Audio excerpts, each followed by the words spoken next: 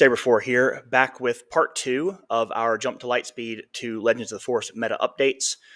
In our first video, we did Kira and the Darth Vader space pilot from set 4. In this version of the video, we are going to be looking at Sabine and Cad Bane. If you are a returning viewer and one of our subscribers, thank you so much for being a part of this. If you are not and you are seeing this for the first time, I am very happy to have you here. Welcome. And would love to have you hit that subscribe button or that like button for us and help out with the channel growth. Really do appreciate people being here and engaging with the community. Thank you so much for watching. Each of these decks each of these videos is going to talk about decks the same way. We're going to look at a deck. We're going to look at its philosophy behind it. We're going to look at the Jump to Lightspeed end state. We will look at the Legends of the Force tools and the fit between Legends of the Force and the new stuff with the old decks. And then we'll make some update suggestions with each one. So without too much further ado, let's go ahead and jump into Sabine. What is the philosophy behind a Sabine deck? This has been the same since set 1. We're going to maximize early damage. We're going to make tempo plays. Sabine really loves to have initiative and to be able to swing with her units so that she can pour damage into base without your opponent having an opportunity to respond or before your opponent has an opportunity to respond. Getting the early leader flip with a nice body for that timing. Doing damage to base, getting a big burst, and then closing out games by about resource 6. 6 resources is really the cap for Sabine in most cases. The top end of the Sabine decks is highlighted by Wrecker, and the ECL version, which is by far the most common, is really looking to put Wrecker out there, weaken a unit, and then overflow it with damage. Removal for Wrecker is much, much less important than being able to push that overflow damage to the base. The winning condition for Sabine is to get within range of one of several reach cards. That mass damage early gets people to, even if they stabilize within reach of one of Sabine's finishers. Those being the Wrecker Overflow or a big swing from Poe, or in other cases, things like the Rebel Synergy leading to Rebel Assault, where you now get to swing a couple of units back to back. Fleet Lieutenant being able to push another Rebel with +2 damage and swing all at one play, or Heroism stacking and going into For a Cause I Believe in. That coupled with the Sabine Leader Ping means that you have the ability to do damage to the opponent's base in every single turn. And so oftentimes when Sabine loses initiative, she is still going to do damage to the base as a leader action. This is the Gatekeeper. This is one of the primary decks that I play against and test against. This is the set 4 version of it because we've had a set 3 and a set 2. In each case, if you couldn't beat the Gatekeeper, you probably needed to go back to your toolbox because Sabine has always been a meta staple. It is an ECL version of this deck, and it does include a Rebel package. This version of it included the Darksaber. It included a few things from set 4, chiefly the Luke pilot, Red 5, Sabine's Masterpiece, and Chewbacca. It does top out there at Wrecker. This was a little bit more space heavy, and that was kind of a nod at the end of the cycle to the Darth Vader deck, though I will say that Sabine played right was one of the few things that beat that Darth Vader deck very, very cleanly. If you put down the Sabine unit, if you put down the Green Squadron A-Wing in your first turn, and then managed to have the initiative going into turn 2, Sabine's Masterpiece as an ECL cleared both units that Vader put on the table and really gave them headaches because now they couldn't scoop up one of their units with Sanctioner Shuttle. They couldn't generate a TIE token. They had to go ahead and deploy something, which Sabine's Masterpiece usually can also take out again. So it really created some problems for them if you got the right setup. And as a result, this is still one of the most powerful decks in the format until Sabine rolls out. The toolbox that is here is very familiar. Chewbacca on a first turn ship is incredibly dangerous. The The Darksaber onto Sabine is incredibly dangerous because it can pump the Sabine Wren unit. It can bump the Sundari Peacekeeper. You can put it on either of those and pump the Sabine Leader. There's a lot of different things that this deck does very, very well, and there's a reason why it has been played extensively from set 1 on. What tools did she get? She got Yoda's lightsaber, which is an odd one because the Darksaber does so many things. Adigalia, the Attuned Frynok, and the Jedi Knight are 3 other big tools that you have. The Darksaber offers us a lower cost option, and although that does a little bit less overall than the Darksaber does, it also lets us dirtle a little bit more on that leader flip turn. We can play a 2-drop and still have something for the Darksaber, and it lets us do a lot more things in a turn where we want to protect that leader flip. Your opponent knows Sabine is coming. They know it's going to happen.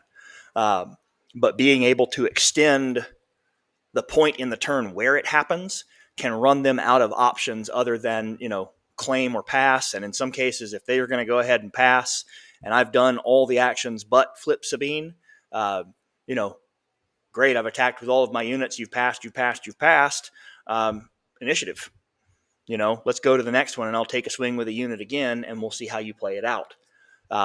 So this offers a lower cost, which means that I could play something like Adigalia, ping with Sabine, attack with a unit, attack with a second unit if one's on the board, finally flip Sabine after they have churned through 3 or 4 different actions and probably used resources, and then toss out Yoda's lightsaber if I want to be able to swing in with Sabine big. Additionally, this has synergy with For a Cause I Believe in. Adigalia is going to do base damage if they remove her with an event, or if they just play an event. She's also a little bit hardier than most other things that are there. Gunji is another option, and at 2/5 offers the most stats on a 2-cost unit, though it is not quite as aggressive of a hit as the Battlefield Marine. The more aggressive hit is going to be the Attuned Frynok, which comes in hidden. Going to be useless against ping decks because the ping is just going to take it out with the 1 damage. But beyond that, if you can put down the Frynok and claim, it is going to defeat most turn 1 plays, but they will have to swing into it because you are going to deal 4 to base. Notice that this all leans out of the Rebel package a little bit, and so we are talking durability versus threat. Gunji and Adigalia offer some durability. Attuned Frynok offers more threat. The Jedi Knight, if we are leaning out of that Rebel package, if we're playing with initiative, deal 2 damage to an enemy ground unit, is going to give us a somewhat replacement for things like Fleet Lieutenant on the stat line, with the upside of being able to possibly clear a turn 1 play from our opponent. Sabine suggestions. Make minor changes. This deck has not drastically changed with any set since we got Poe and Wrecker. Those 2 combined to be the most major update to Sabine since set 1. And they definitely added to the power of this deck. Other things that we try and just kind of fit in and see what we can kind of find have not necessarily been the same giant hit that the 2 of them are. And so minor changes are the suggestion. I do like the Yoda Saber. I think that it is a good replacement for Darksaber, especially if you are not playing with timely intervention, because you can get yourself to a position where you have no misses in your deck for a cause I believe in. Or we can lean way out of the Rebel package. We can use the Force. The meta at the end of set 4 was 40% Data Vault. Actually, a little bit higher than that. It was closer to 44% Data Vault. And we're really struggling in a spot where we're trying to get in a race, and our deck has 8 health less than theirs. You can concede ECL. You gain the 3 health. You add in the units like Adigalia and Gunji, and kind of lean into the Force package in the early game.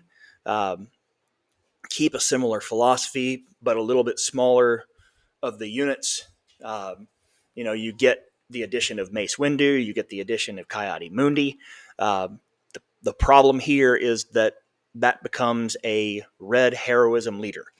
And there's a very, very strong possibility that Han-Tu just does it better. And that's going to be the debate for any aggression leader in heroism. What do I gain from this leader that is going to make it better off than playing Han-Tu? Han-Tu will have a standalone video later this weekend. I'm going to try and get to him as well as a couple more and see if we can kind of close out some of the major meta from set 4 and the updates to them.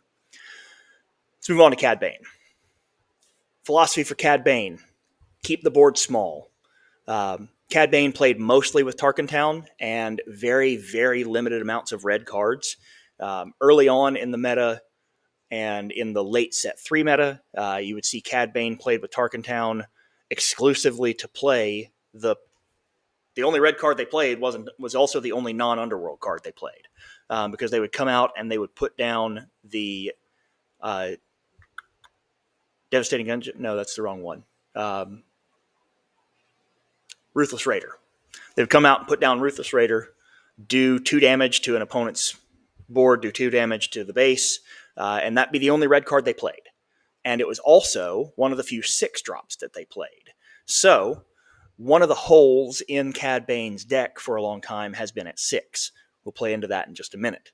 But they used ping damage. They use Tarkin Town.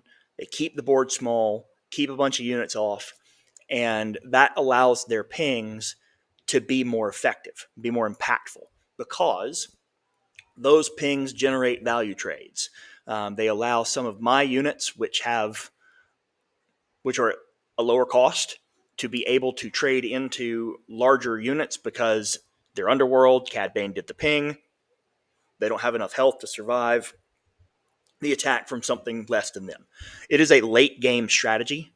The goal with Cad Bane is always going to be to play towards a later game and a bigger hit, and to get yourself to the leader flip where you can kind of take over the game. One of the other major early things that you have are things like McClunky and Bazine looping. Being able to put down Bazine, clear a card out of your opponent's hand that generates some kind of threat towards you, pick it back up with McClunky, put her in the resource row for all that it matters, because she can be smuggled, but deal 3 damage to a unit, 4 damage if McClunky is played when there's only one thing on the board and you haven't done Cad's trick yet. So there's a lot of things that this can do to create both hand advantage, card advantage, and a good board state to be stable to a slightly later flip with Cad Bane 6. Underworld is the deepest synergy in Star Wars Unlimited. It is probably the strongest connected as well. A lot of the things that are Imperial don't necessarily work with other Imperials. A lot of things that are Rebel work very well with Rebels, but nothing really works the same as Underworld does. This is just a very, very tight synergy, and it works incredibly well through the cunning leader that Cad Bane already is. He's a very high value leader. As we said, this is a late game play. 8 health on a 6 is kind of a rare stat line. There's 9 health on Grand Admiral Thrawn from Spark of Rebellion. There's 8 on Holdo. There's 8 on a couple of others, Newt Gunray being one. But it's a rare stat line to see. Those others, while some of them come with 3 attack, none of them come with Raid 2. And so Cad Bane's attack is bigger. And so his 12 effective stat points on attack is the largest thing that we have in a 6 body. He plays very well and played very effectively in the last round with things like the DL-44 Hotshot Blaster on his flip turn, which effectively made him a 4/8. You could also follow that up or precede that with Relentless Pursuit, capture a unit that costs 6 or less, and give Cad Bane a shield. You didn't even have to capture a unit. You could just play it. And because Cad Bane's a bounty hunter, you give him a shield. The win condition was a lockdown. It was a late game thing.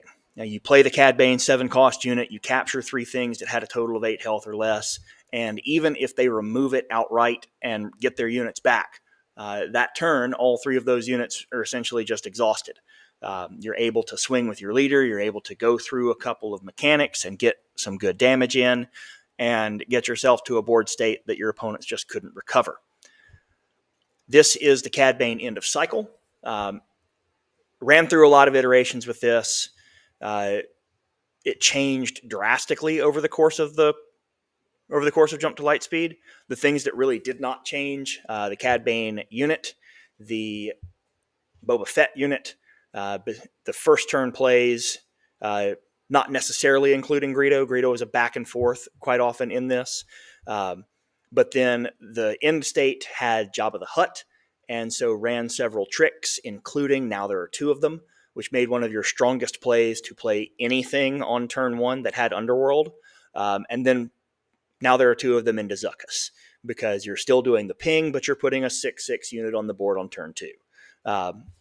And that in itself is very difficult to recover from, because it was going to be able to blow through most anything that was on the board on turn 3 when it became ready. So, what tools did we get? Aura Singh.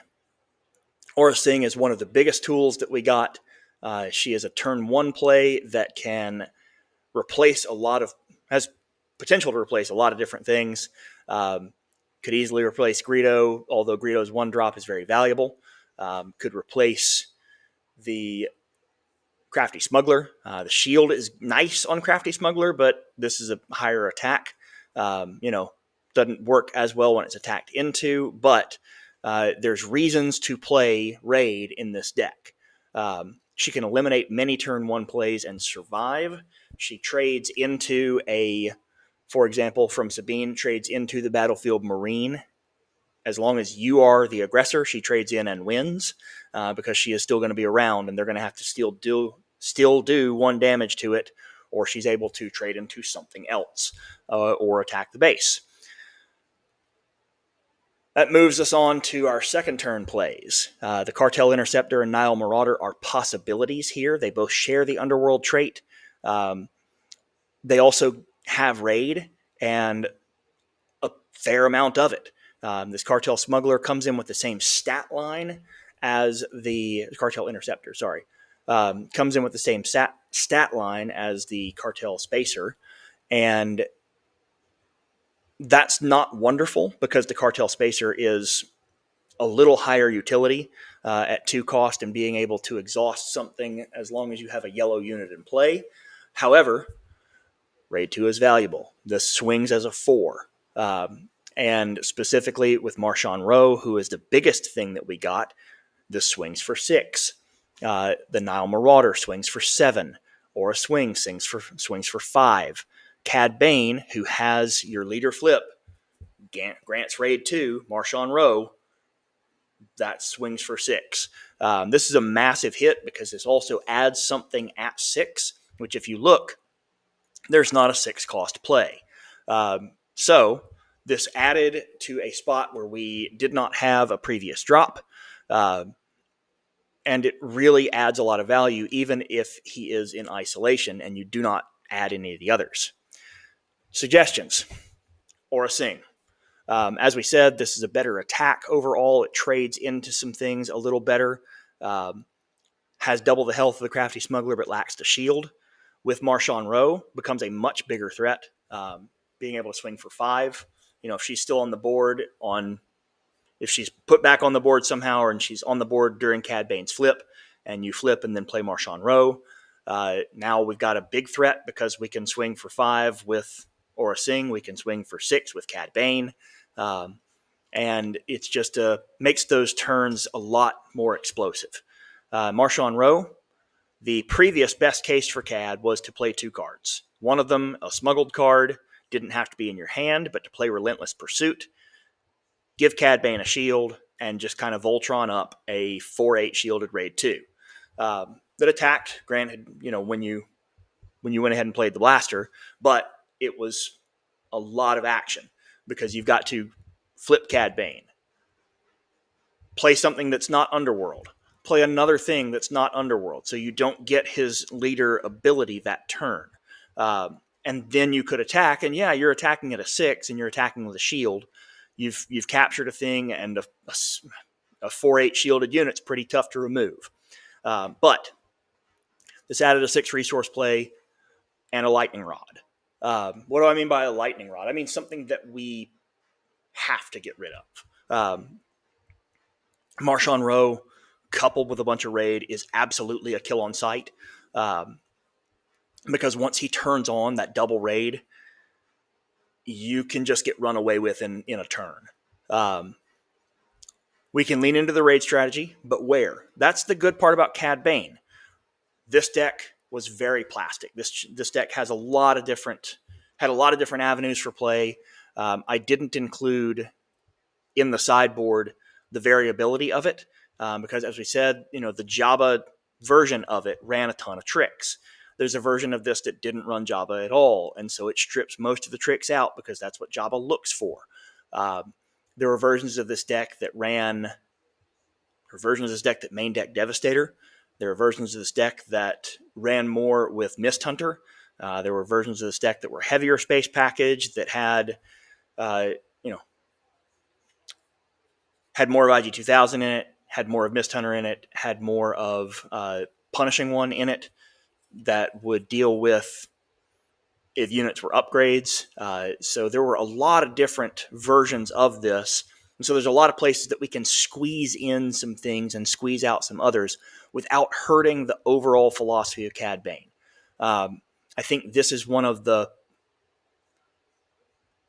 more player-dependent decks that there is. But because of the nature of the Underworld synergy, we're able to use a lot of this stuff without really adapting it, and it's just going to be kind of up to you and your play style how you run with it. I do think that the Marshawn Rowe unit impacting Cad Bane by itself is a good enough play to really kind of force your opponents to work around it. Because if you're putting Cad Bane into the field and you're putting Marshawn Rowe into the field with the threat of the Cad Bane unit the next turn, which can grab up anything that has had to attack into one or both of them, you're going to have some soft units that are able to do things. Marshawn Rowe at a 6 attack is quite big himself, especially for a 6-drop. He's a 6/7, which is a very powerful stat line. And then the bonus to raid can really turn on a lot of things. I don't think this is top deck right now in the format because there's a lot of things with Force Throw that will give this problems. But I do think this is still a very powerful thing to play, and that Underworld synergy cannot be overlooked. Anyway, talked enough for this one. Please subscribe to the channel if you haven't, and stay tuned because we are going to have several more updates and a few things as we look at this weekend with Galactic Championships about a week away. Thank you for watching. We'll see you next time.